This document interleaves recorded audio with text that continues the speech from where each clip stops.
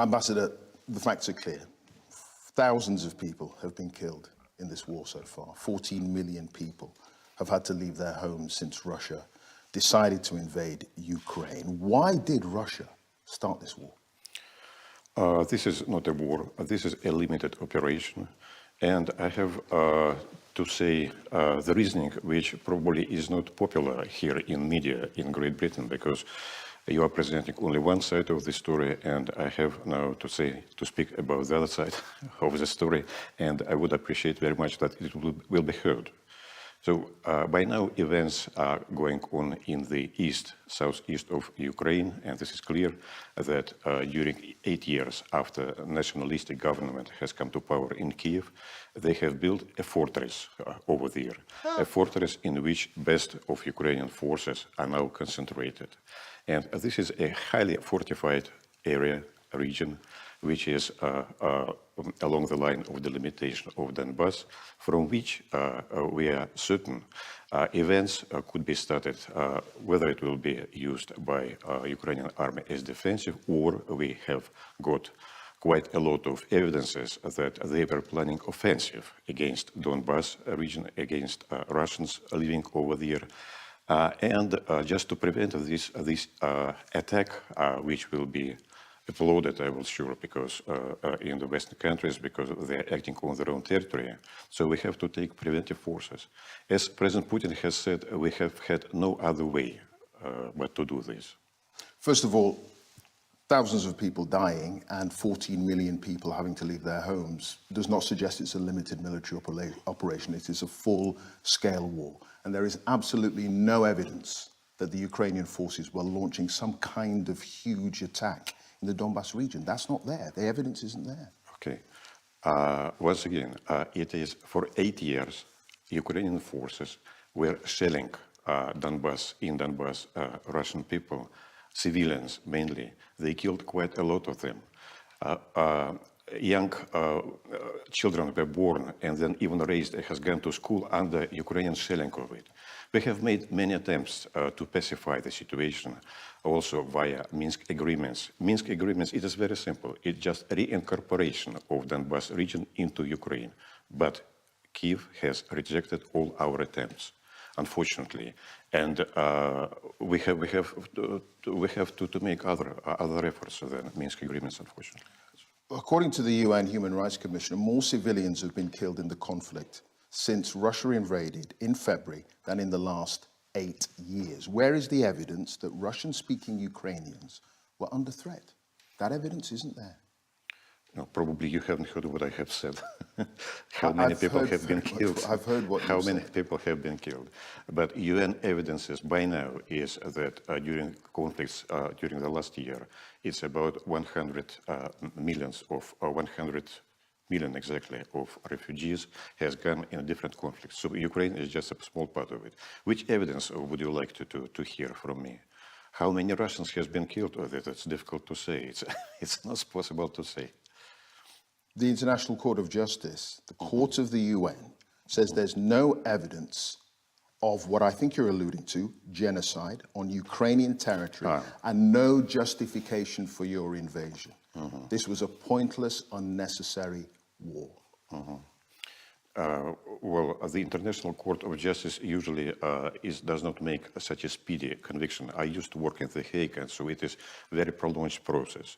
Speaking about the genocide, it's a different thing. It's a legal notion which requires an explanation, and just accusing each other of the genocide is a different thing. But as I have said, the idea is now to help the two republics that has proclaimed independence in the absence of the other means, just to sustain themselves. And I can assure you that it is not our idea to kill civilians. Our militaries, they are targeting only military infrastructure, because military infrastructure in Ukraine remained after the Soviet Union. It is the biggest one. We would like to diminish Ukrainian capabilities for striking, first of all, and we need to help these two now independent republics to survive.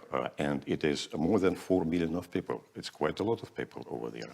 You're saying you want to help the people in the East survive. The evidence suggests that there's been widespread devastation as a result of Russian attacks. And there's currently a huge bombardment, Russian bombardment, in that part of the country, in the east. Is your aim to take and keep that part of the country? Our aim, as it has been formulated, is to help now to these republics to survive. But be sure that we are going to assist and to help of rebuilding of that. We have no other mean at the moment because the fortress, the Ukrainian troops, they are taking the civilian targets, they are using the buildings to put artillery in it and tanks underneath. So they are mainly hiding among the buildings in the settlements, in the villages and small towns. It's a very difficult job for our professional forces to seize this building one by one after that. Have you given up on Kyiv and Yeah, focusing your war in the east? It's a good question. None of our leaders, neither president or the others, has ever said that we would like to seize Kyiv. And I don't believe that it is possible to seize Kyiv or to occupy Kyiv. It's a big city. It will be linked. You did have troops. You did have troops on the way to Kyiv. I was there at the time. Yes, we did have troops, but not for seizure of Kyiv. So why were they there? I'm not a military person. I'm a diplomat for 40 years. But even I do understand if you would like to do something, then on one front, then you have to do some different things on the other front, just to stretch. Okay, so you have given up on Kyiv. There will be no attacks on the capital. We didn't have a goal of seizing Kyiv at the initial stage of the operation, and I don't believe that that's a possibility. Okay. Shipments of wheat and sunflower seeds, they can't leave Ukraine because Russia is blockading the ports in the Black Sea. And President Putin has said he's willing to make, and I quote, a significant contribution to overcoming the food crisis through the export of grain and fertilizer, subject to the lifting of politically motivated restrictions by the West. I mean, can you guarantee food supplies out of Ukraine, or will Russia continue to hold the world to ransom, using food as a weapon? Let's deal with these issues one by one. First of all, why ships cannot leave Odessa? This issue is being dealt here with by International Maritime Organization, which is situated here in London. And they have an absolutely clear picture on that. The Odessa port was blockaded not by us, but the Ukrainian forces themselves, because first they have mined all entry into Odessa, then they put into that cranes, old ships, barges, so it is now totally cut off from the rest of the Black Sea. Mining that's not the case. Mining has been, please ask the Secretary General of the IMO, it is his words, it is a report that he is providing every day. As for us, so first of all, the mining should take place over there.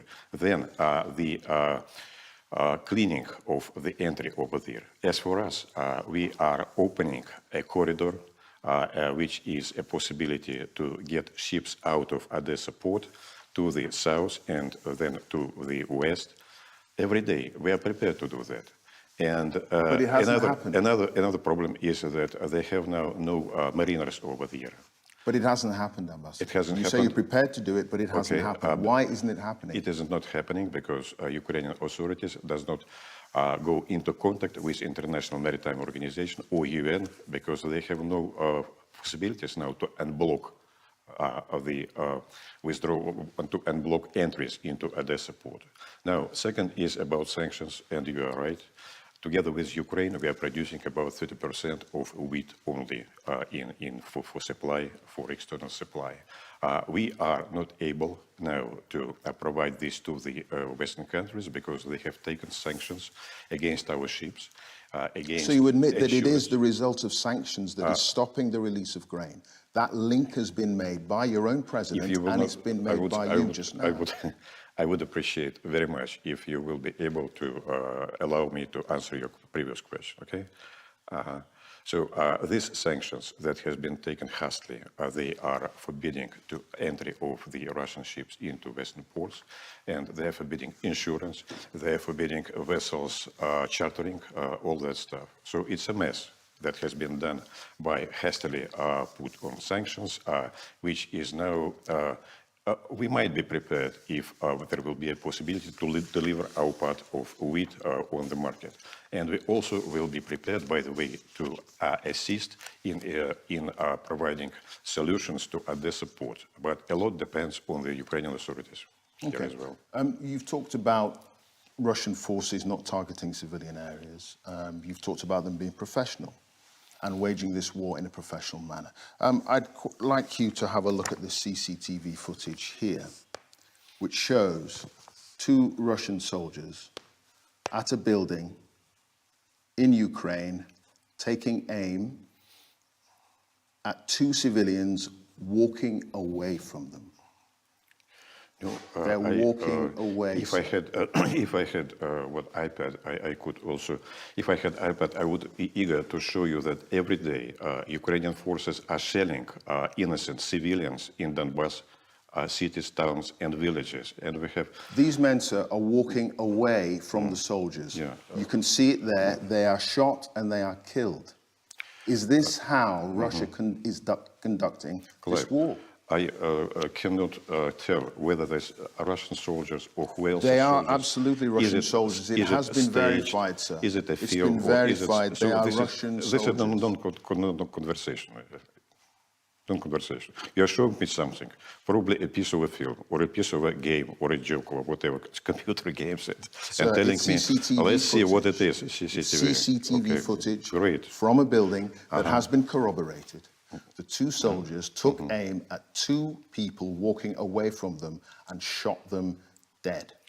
They then went into the building, and the CCTV shows them taking off their uniforms, wiping down the sweat from underneath their arms, and taking drinks that were in the building and looting food. Once again, is that how Russian troops are we having an interview with you, or you would like to express your ideas? Please. I have expressed the question, which is that how Russian troops are conducting this war? No, you did express your point of view. I did express my point of view, and I can assure you that I pursue very attentively what's going on in the east of Ukraine. Okay. Let's go to the town of Bucha, which has become synonymous around the world with the crimes that many people point to of the Russian military. Can you explain why civilians have been shot in cold blood in the streets of Bucha? And these are photographs that suggest exactly what happened, sir. This photograph on the left was taken in late February before Russian troops entered the town. This photograph here is on the 19th of March, after Russian troops were just after Russian troops were about to leave. And that is the result. Dead bodies in the street. Again, sir, I'll ask you one more time. Is this how Russian troops are supposed to conduct this war? Because the evidence suggests that they're committing war crimes, sir.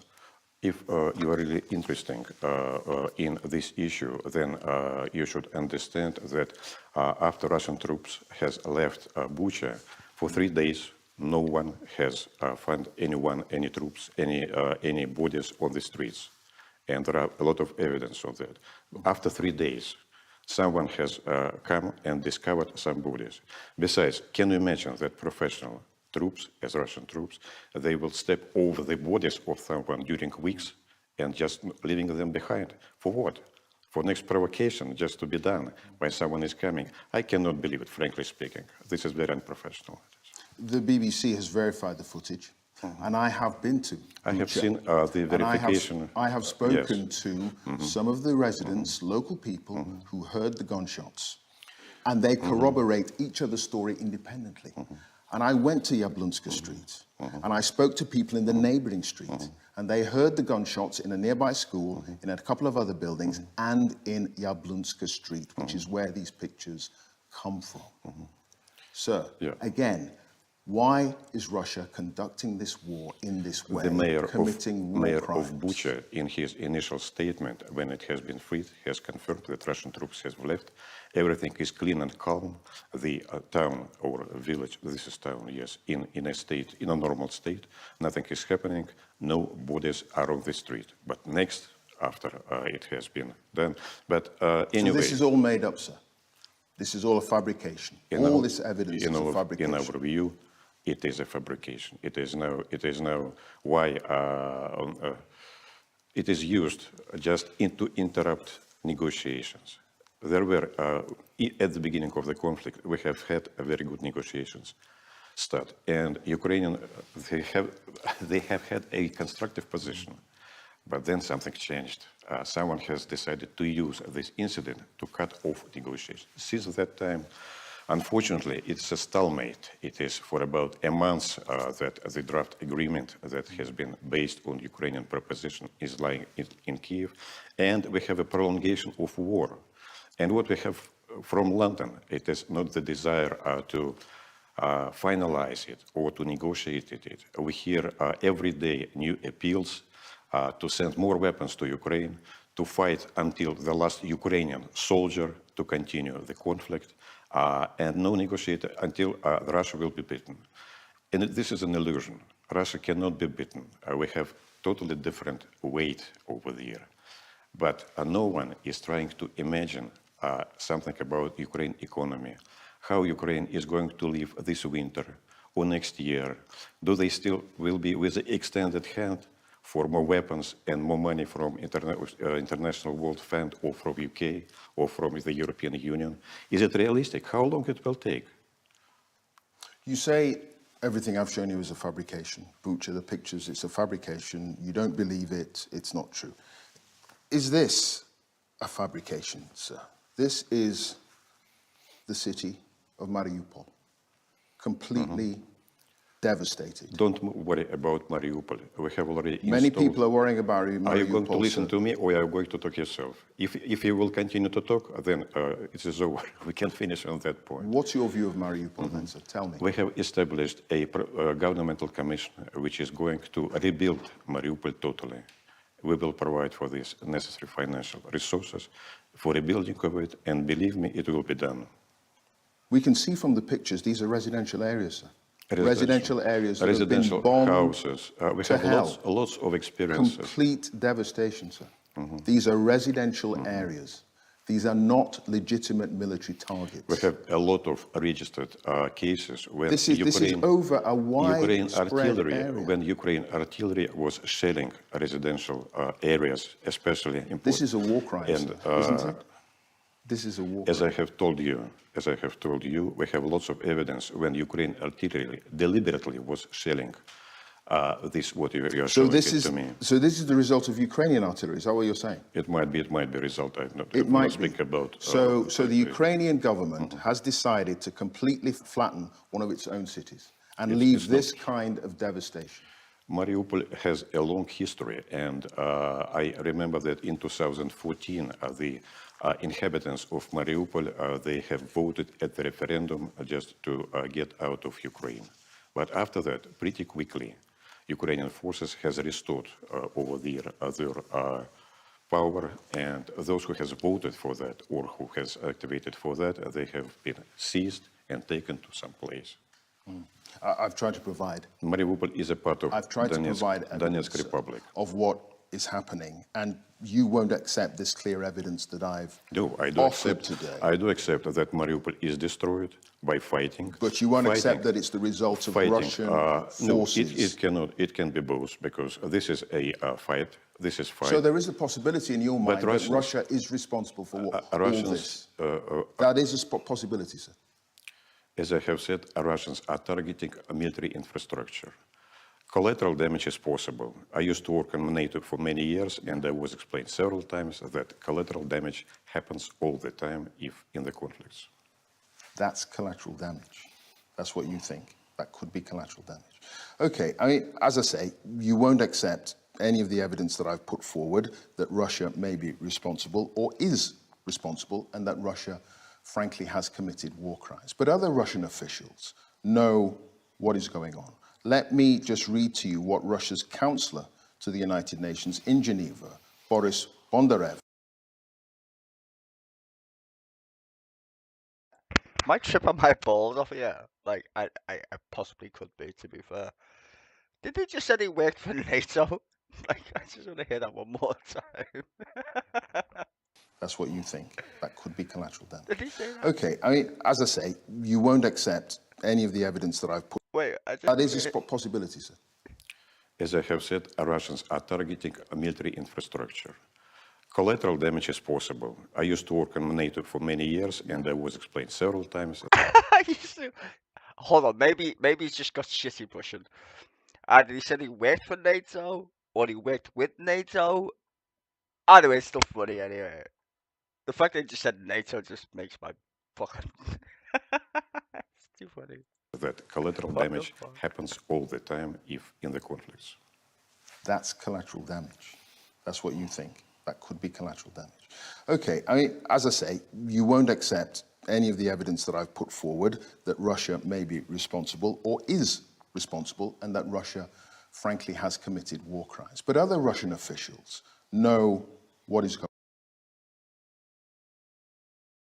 I don't mean to go all like nostalgic and shit, but didn't we invade a country called Iraq with weapons of mass destruction that didn't have any? I mean, you know, don't we want to arrest Tony Blair and George W. Bush for committing the exact same fraudulent bullshit? Oh no, you're not allowed to say that, right? Because it's a white country. Fuck these sand niggers over here. Fuck them. No one cares about them. It's only a bunch of sand niggers. Oh, it's European.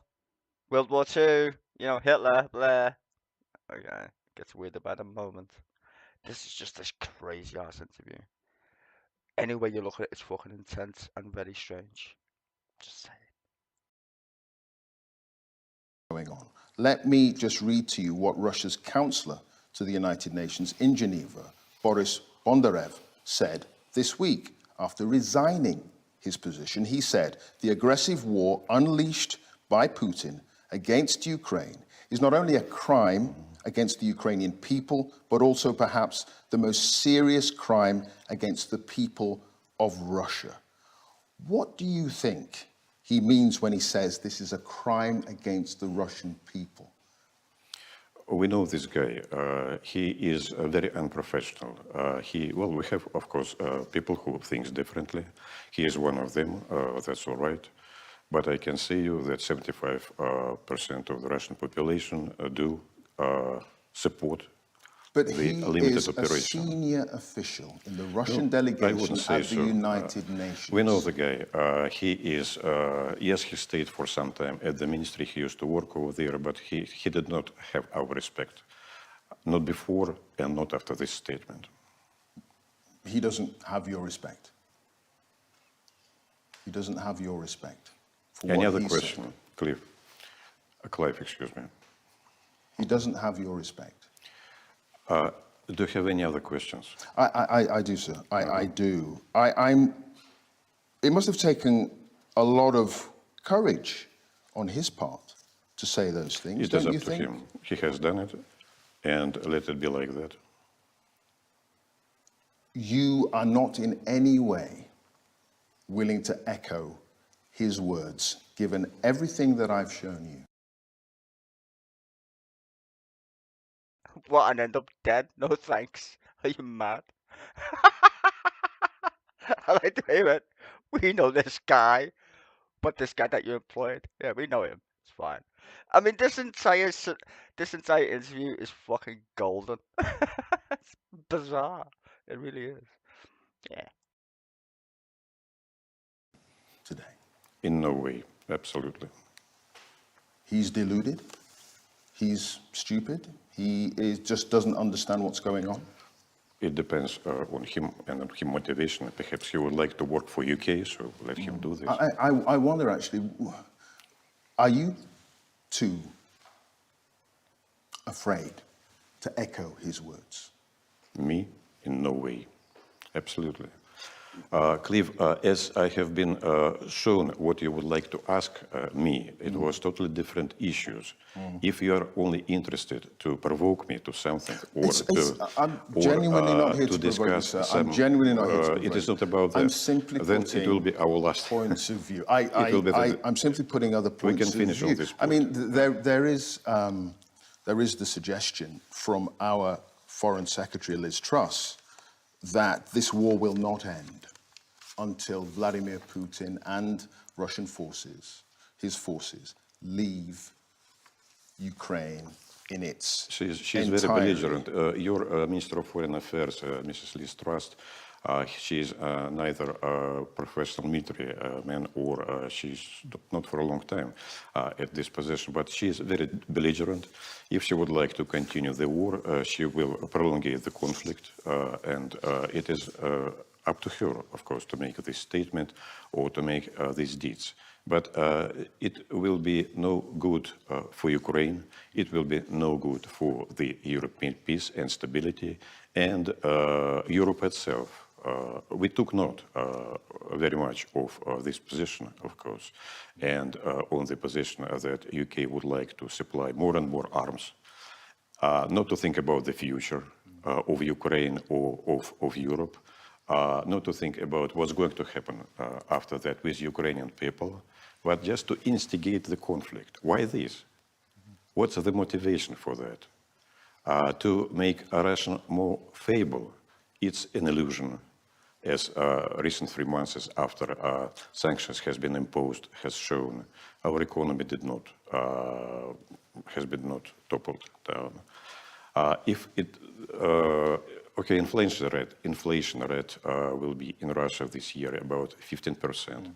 In the UK, it's about 10 to 12%. It's not a big difference, of course, after all these sanctions. What's the use of that?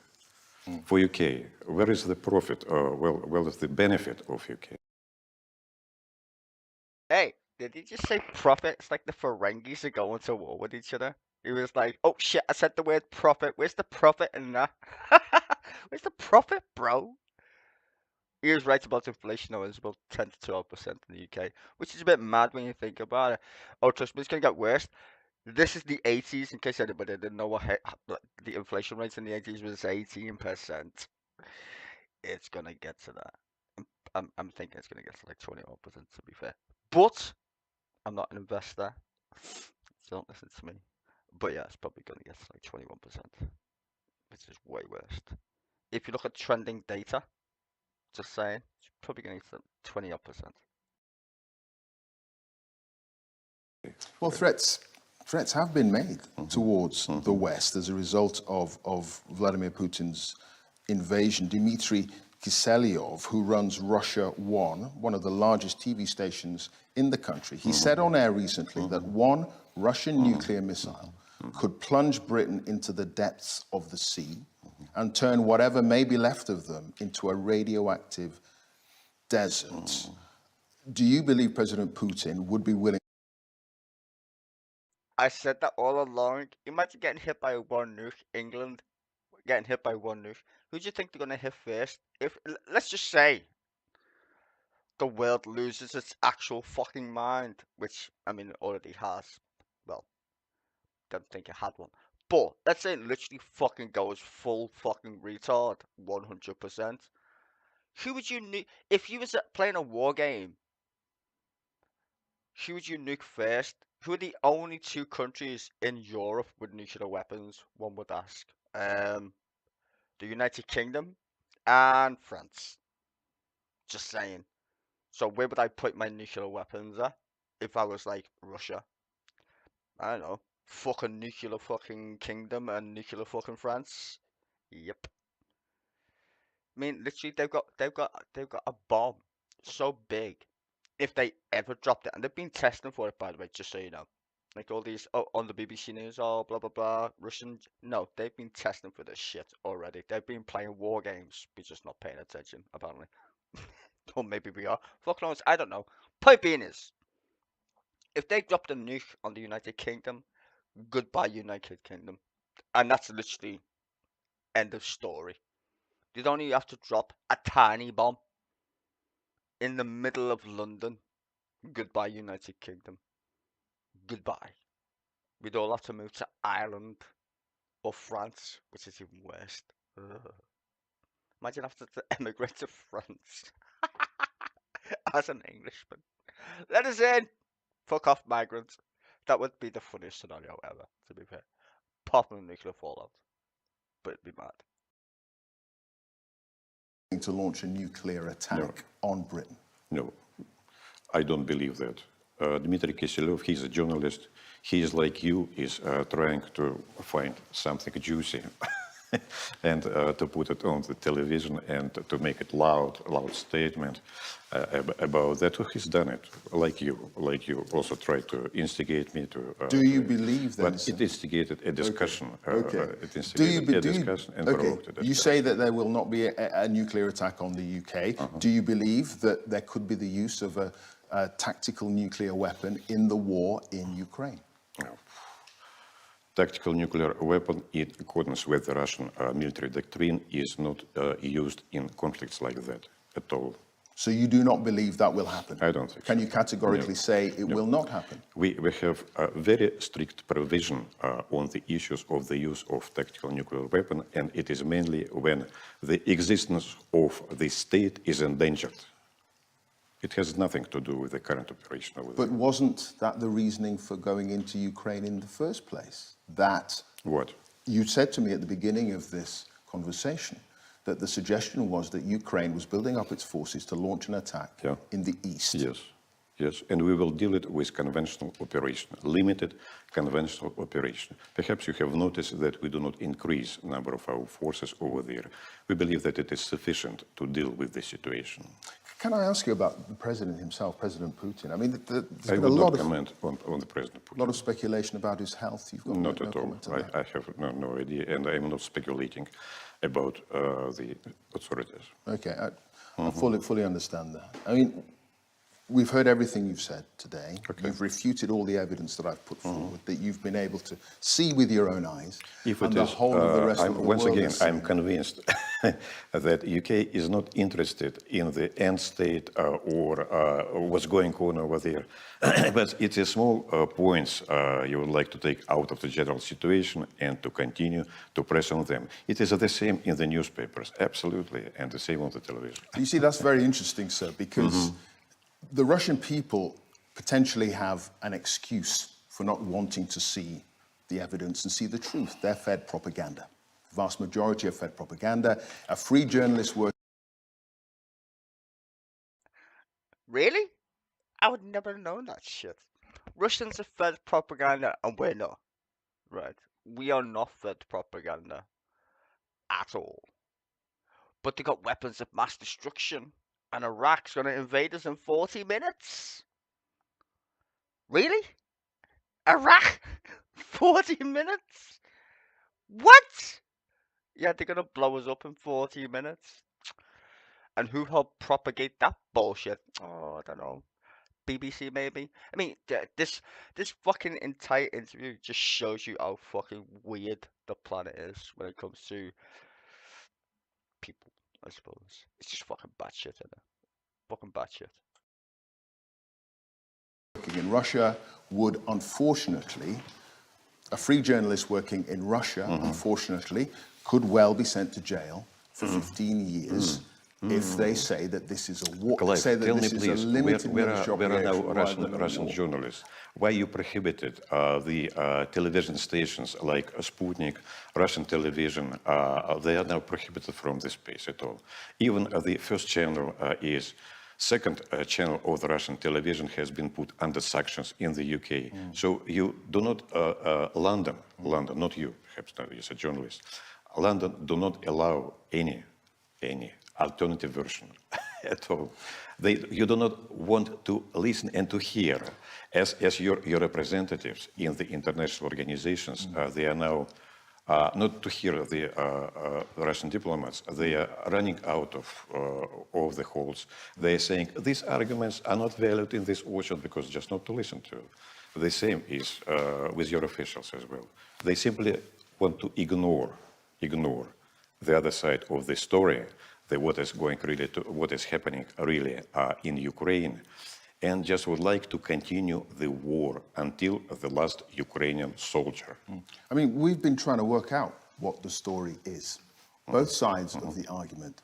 I've been to Ukraine 3 times. I've reported on the story. You have been And only you, for 2 weeks in you, Kiev. you have been here, and you have no excuse because you have access to the world's media and how the whole of the rest of the world is reporting this story, and not just the propaganda. What I would suggest, because we are talking with you for about half an hour, it is quite long. I'm not sure what will remain during the footage on Sunday, but I would advise you very much because we are making now press tour to Donbas republics to see the other side of the medal.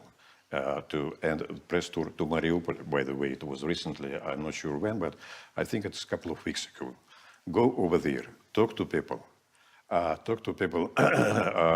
only over there, but also in Melitopol, those who were living under these conditions, those who has seen this Azov battalion and what they are really doing and who are them, how they are, what is the reputation of them. Donbas battalion, Azov battalion, all the others. You will see it with your own eyes. So I'm still trying to Sitting understand. just for 2 weeks in Kiev will not give, sitting for 2 weeks in Kiev will not give Could you I an give, opportunity to could I, have. could I just interject an idea here? I've been in Donbass, and I've been around the country. And Which side of when the was the limitation last line? time when was the last time you were in Ukraine, sir? Really what? When was the last time you were in Ukraine? I was in Kiev during the Maidan revolution over there. So we're going back quite a few years. I was there in the last three months, and I've been there since the beginning of the war. What I'm trying to understand, sir, is why you are reluctant to acknowledge the facts on the ground. I don't understand. I absolutely don't understand. Facts on the ground should be accepted. About 8 years of shelling of Donbass and killing civilian people over there, which has triggered an operation which is going on now. Okay, good. Okay, thank you. So Ukrainians have been shelling the Donbass region for 8 years, and Russia's just like, ah, fuck this shit. Send us some troops.